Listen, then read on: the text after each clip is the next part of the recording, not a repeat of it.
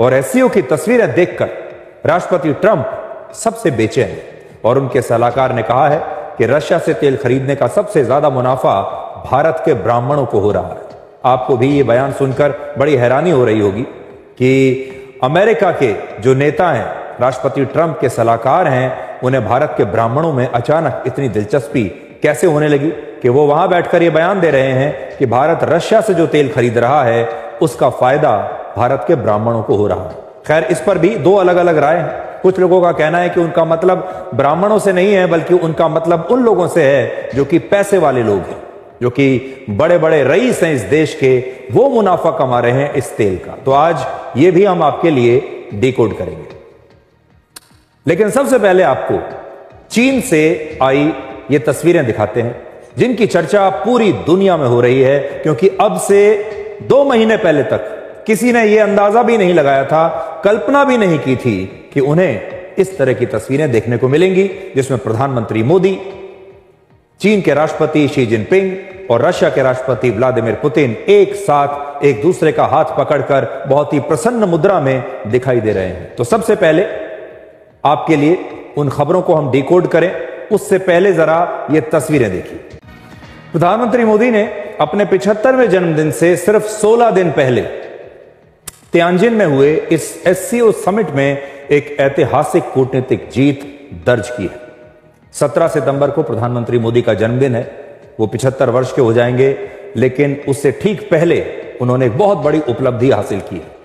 आज आप ये तस्वीर देखिए, प्रधानमंत्री मोदी और रशिया के राष्ट्रपति व्लादिमीर पुतिन एक साथ चलकर आते हैं और सामने खड़े पाकिस्तान के प्रधानमंत्री शहबाज शरीफ को पूरी तरह से ये दोनों नजरअंदाज कर देते हैं।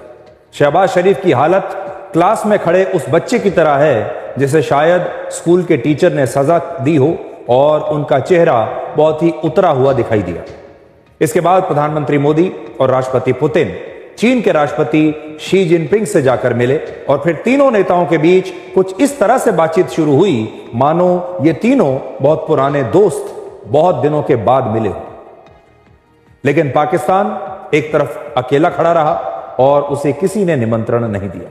तियानजिन एससीओ समिट में पाकिस्तान पर 2 बार कूटनीतिक स्ट्राइक हुई।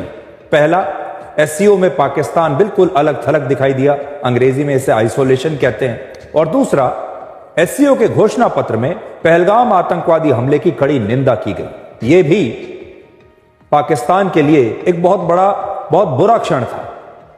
इस समिट में आतंकवाद के मुद्दे पर पाकिस्तान को किसी का समर्थन नहीं मिला, किसी का साथ नहीं मिला और वहां के प्रधानमंत्री शहबाज शरीफ के सामने ही आतंकवाद पर सख्त फैसले लिए गए। वो उसी कमरे में, उसी हॉल में मौजूद थे जब आतंकवाद पर बात होती रही और प्रधानमंत्री मोदी लगातार आतंकवाद पर पाकिस्तान को खरी खोटी सुनाते रहे। और कोई बड़ी ताकत, यहां तक कि पाकिस्तान के सबसे करीबी दोस्त चीन ने भी पाकिस्तान की पैरवी इस बार नहीं की। प्रधानमंत्री मोदी ने शहबाज शरीफ के सामने ही आतंकवाद को दुनिया के लिए सबसे बड़ा खतरा बताया और कहा कि कुछ देशों को आतंकवाद का खुला समर्थन करने की छूट नहीं दी।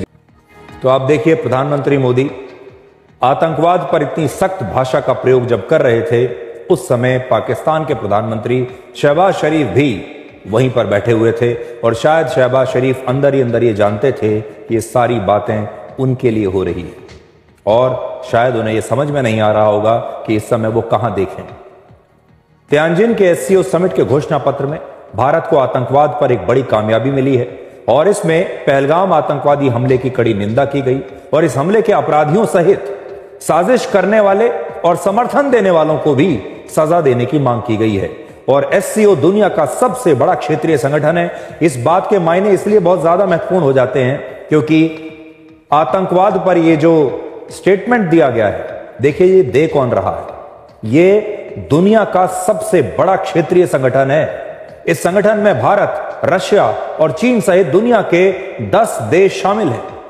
एससीओ के सदस्य देशों में दुनिया की 40% आबादी रहती है और उसकी संख्या है लगभग 350 करोड़, यानी दुनिया का हर तीसरा व्यक्ति एससीओ देशों में रहता है।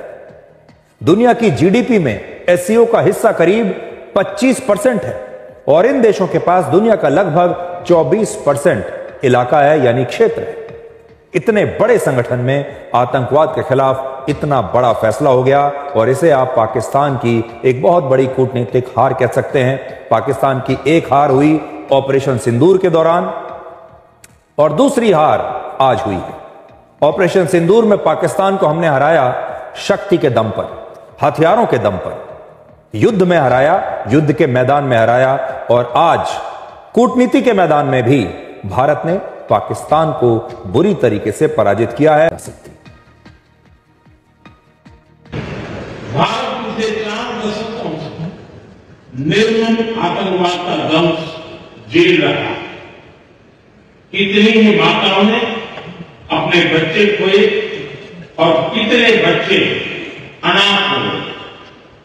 हाल ही में हमने पहलगाम में टेररिज्म का बहुत ही घिनौना रूप देखा।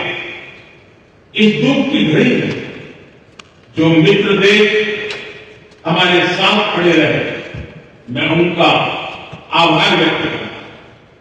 यह हमला केवल भारत की अंतरात्मा पर ही आघात नहीं, यह मानवता में विश्वास रखने वाले हर देश, हर व्यक्ति को खुली चुनौती थी।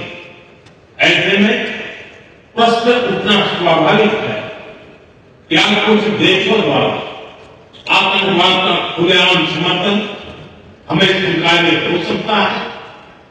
एक्सेलेंसी, हमें स्पष्ट रूप से और एक स्वर में कहना होगा कि आतंकवाद पर कोई भी डबल स्टैंडर्ड स्वीकार्य नहीं होंगे। हमें मिलकर आतंकवाद का हर रंग में, हर रूप में विरोध करना, ये मानवता के प्रति हमारा दायित्व है।